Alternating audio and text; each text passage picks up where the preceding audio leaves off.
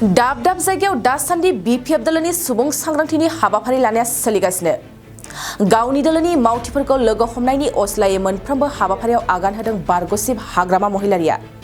भेरगावबिया BPF राजखान्थि हानजाया दिनै डिमाकुसि दुर्गा मन्दिरनि गेवलां गेलेग्रा फोथाराव हानजा सरनाय आरो सुबुं सांग्रांथि हाबाफारि लादों। हाबाफारियावनो बिपिएफनि गाहाय हाग्रामा महिलारियाबो जर'खायै बाहागो लादों। लोगोसेनो बिपिएफ दोलोखौ मोजां मोनग्रा गोबां मावथि आरो दैदेनगिरिफ्राबो हाबाफारियाव बाहागो लादों।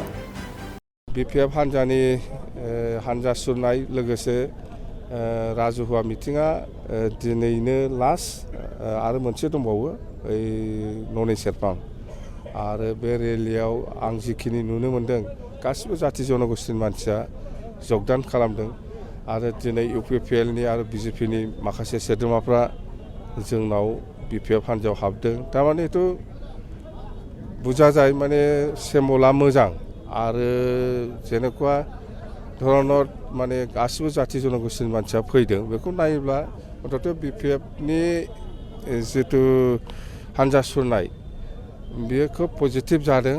बयबो लोगो लाफैदों। जों बर'ल' नङा, बर'जों लोगोसे गासिबो जाथियानो फैजोबदों। आरोबाव मथथे आरोबाव जोंहा 3 थारिखआव मिटिं दङ। 3 थारिखनि मिटिंनि उनाव जों आरोबाव गोदानै मोनसे प्रग्राम लाबावनो नागिरदों। बेखौ आलोचना खालामगोन।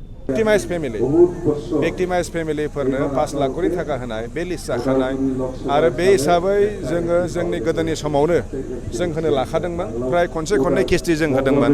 उनावहाय जिहेतु जोंनि आखायाव सरकार गैला, बिथांमोननि आखायाव फैबाय। खिन्थु बिथांमोना बाजेट लाबोसेयावबो जे होनो हायालासिनो फैसा हरफिनलायनांनाया बहुद दुखुनांथाव बाथ्रा। आरो आं दा खोनानो मोनदों बहुद मा होनो बै जायफोर भिक्टिमाइज फेमिलि मार्टियार्स फेमिलिनि जायफोर बिथांमोननिफ्राय बहुत कागज पत्र नागिरनानै हाराहास्ति होनायखौ आं खोनानो मोनदों आरो दा ओंखायनो बेवहाय बिदि जानाया दुखुनांथाव खोथा। आंनि मथेब्ला बिदि जानाङा आरो जायफोर लिस्ट जाखाबाय बिथांमोननो थाबैनो होनांगौ आरो बिथांमोना फैसायावबो होनो हायैया बिथांनि माने मा होनगोन बेखौ माने मा होनगोन दुर्बलथा आरो बिथांमोननि बेखौ मावनो हायैया। मानो होनबा बिसोरो भिक्टिमाइज फेमिलिफोरनो फैसा होनायाव बेबायदि लेहेम खालामनाया खोब दुखु गोनां बाथ्रा।